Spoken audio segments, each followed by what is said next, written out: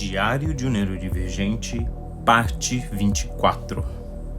Desde pequeno, somos treinados para acreditar que toda ação deve ter um objetivo prático, algo que se possa medir, tocar ou exibir. Gastar energia em algo sem propósito aparente parece um desperdício, não é? Mas é exatamente aí que reside o segredo. Quando você cria algo sem objetivo claro, sem intenção de impressionar ou alcançar um resultado, você experimenta o verdadeiro poder da criação. Não há julgamentos, não há expectativas, apenas liberdade. Nesses momentos, me sinto completamente livre. É como se eu me conectasse ao próprio universo, como se estivesse acessando uma fonte infinita de possibilidades. E esse é o verdadeiro poder da mente, a capacidade de ir além do que é palpável, de explorar o desconhecido, sem amarras. Você já tentou algo assim? Já se permitiu criar sem limites, sem regras, sem a necessidade de provar algo a alguém? Se ainda não, quero desafiá-lo a tentar. Não precisa ser grandioso ou complexo. Feche os olhos e imagine. Imagine um lugar onde você nunca esteve, mas onde tudo é possível. Visualize cada detalhe, as cores, os cheiros, as texturas, o sentimento. Construa personagens, histórias e depois deixe-os ir. Solte-os na vastidão da sua imaginação. Pode parecer simples, mas essa prática tem o potencial de libertar algo em você que talvez você nem soubesse que existia. Quando faço isso, sinto que estou exercitando uma parte essencial do que significa ser humano. É um exercício de liberdade criativa, mas também de desapego, criar e abandonar, construir e soltar. É um ciclo que me ensina sobre o poder da mente e, ao mesmo tempo, sobre a humildade de deixar ir. Porque, no fundo, tudo que criamos é passageiro, mas o ato de criar é eterno. Lembro-me de uma vez quando eu era criança, em que me perdi completamente em um desses mundos. Era um universo feito de cristal. Tudo brilhava com uma luz suave e as cores mudavam conforme você caminhava. Havia um rio de água que fluía para cima, desafiando a gravidade, e seres que viam nas nuvens, construindo cidades suspensas. Passei horas dentro desse mundo, explorando cada canto, criando história para os habitantes. E quando finalmente terminei, senti uma paz profunda. Era como se, ao criar aquele mundo, eu estivesse encontrando um pedaço de mim mesmo. Você já sentiu isso? Essa paz que vem de se perder em algo tão profundo que o tempo parece parar? Talvez encontre isso em uma música, em um livro ou até mesmo em um momento de silêncio. Para mim, isso acontece nesses mundos que crio. Eles são um refúgio, um lembrete de que dentro de nós existe um potencial infinito, um universo inteiro esperando para ser explorado. E o mais curioso é que ao longo dos anos percebi que esses mundos que eu crio não desaparecem completamente.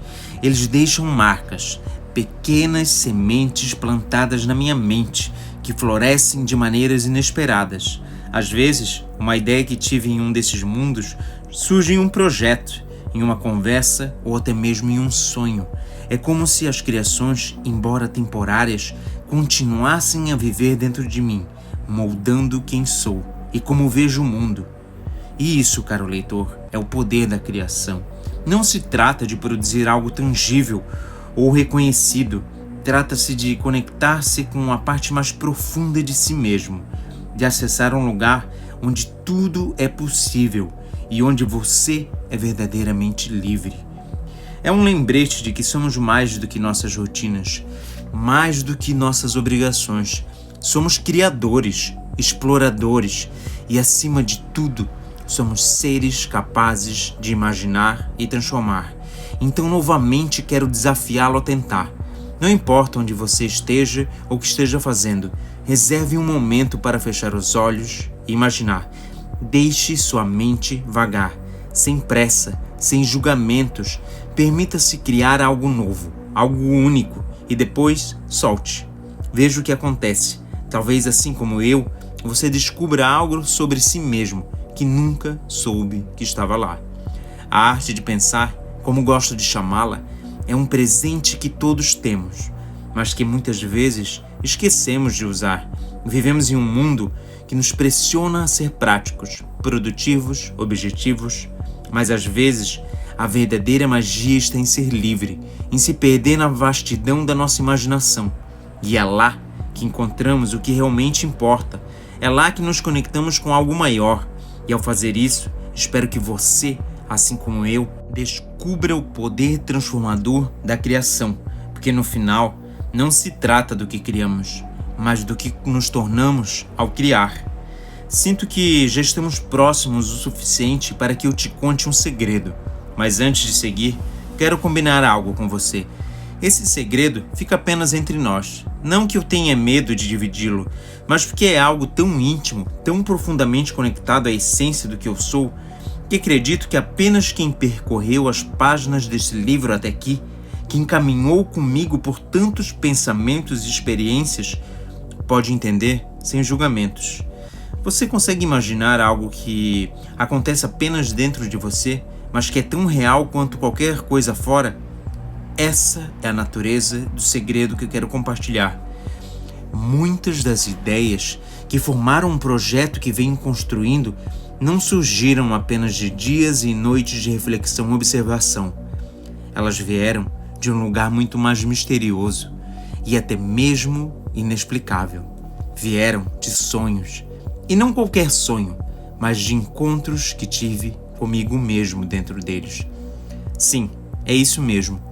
Em um desses momentos em que eu criava mundos antes de dormir, lembre-se disso, crio mundos com regras diferentes das nossas. Sociedades completamente novas, ou realidades onde outras formas de vida existem. Faço isso desde criança.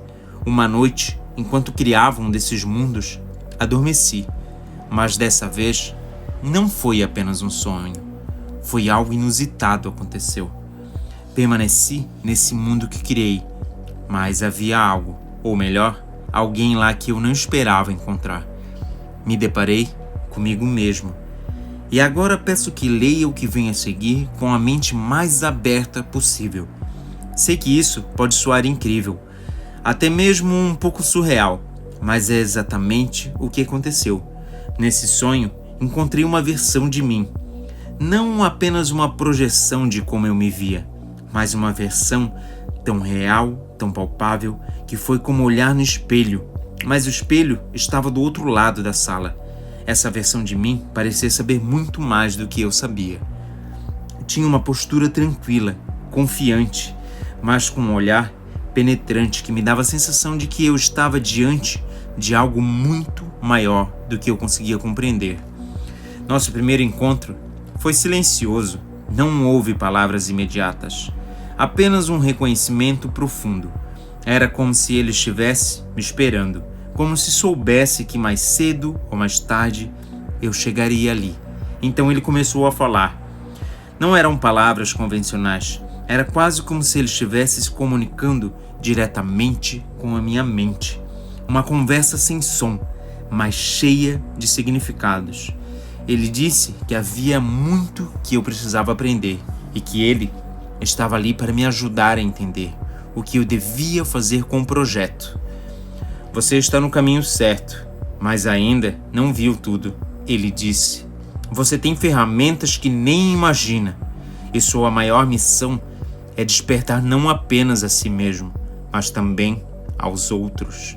Essas palavras ficaram gravadas em mim, ecoando mesmo depois que eu acordei. Esse sonho foi apenas o primeiro de muitos. Os encontros continuaram, sempre em cenários que eu não podia prever. Às vezes eram florestas densas e misteriosas, outras vezes cidades futuristas, ou espaços que pareciam estar fora do tempo e do espaço. Mas ele sempre estava lá, me esperando. Essa foi a parte 24 do livro Diário de um Neurodivergente. Para adquirir o livro, entre em contato com Adriano Ordina. Vejo vocês no próximo capítulo.